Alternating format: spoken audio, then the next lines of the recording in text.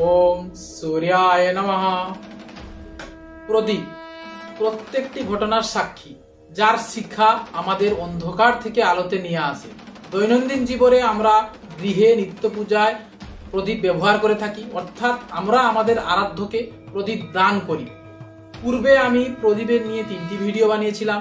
একটি হচ্ছে প্রদীপ কেন সরাসরি মাটিতে রাখতে নেই, দ্বিতীয় ভিডিওটি ছিল যে প্রদীপ কোন দিকে মুখ করে, অর্থাৎ প্রদীপ জ্বালানোর সঠিক দিশা কি, আর তৃতীয় ভিডিওটি ছিল যে প্রদীপের বর্তিকার সঠিক আকার অর্থাৎ সাইজ কি।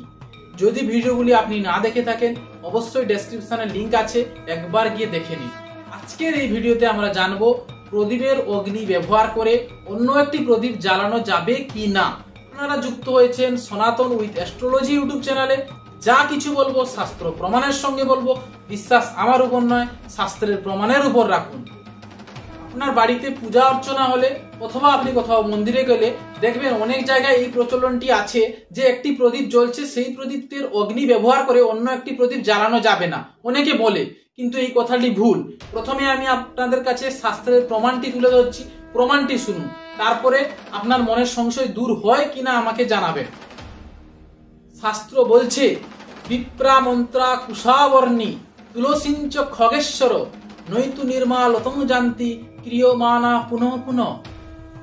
অর্থাৎ এই শ্লোকটিতে বলছে যে ব্রাহ্মণ, মন্ত্র, কুশ, অগ্নি, তুলসী এবং গোমাতা, এই 6টি জিনিসের কদাপি মার হয় না। অর্থাৎ এই 6টি জিনিস বারবার ব্যবহার করা যেতে পারে। কিন্তু কুশের ক্ষেত্রে একটা কথা বলছি যে পৈতৃক কাজে ব্যবহৃত কুশ আর দৈবিক কাজে ব্যবহৃত কুশ দুটোকে ব্যবহার করা যায় না। তো পৈতৃক কাজে ব্যবহৃত কুশ বারবার ব্যবহার করা উচিত নয়, কিন্তু কুশ হোক, অগ্নি হোক, ব্রাহ্মণ, গোমাতা, তারপরে তুলসী, এগুলো বারবার ব্যবহার করা যায়। সুতরাং এগুলো ব্যবহার করলে মার হয় না। সুতরাং প্রদীপের অগ্নি থেকে আবার একটি প্রদীপ জ্বালানো সম্ভব। আশা করি মনের সংশয় দূর করে দিলাম।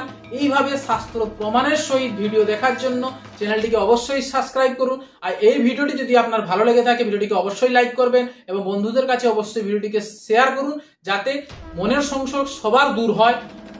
ভালো থাকবেন, নমস্কার।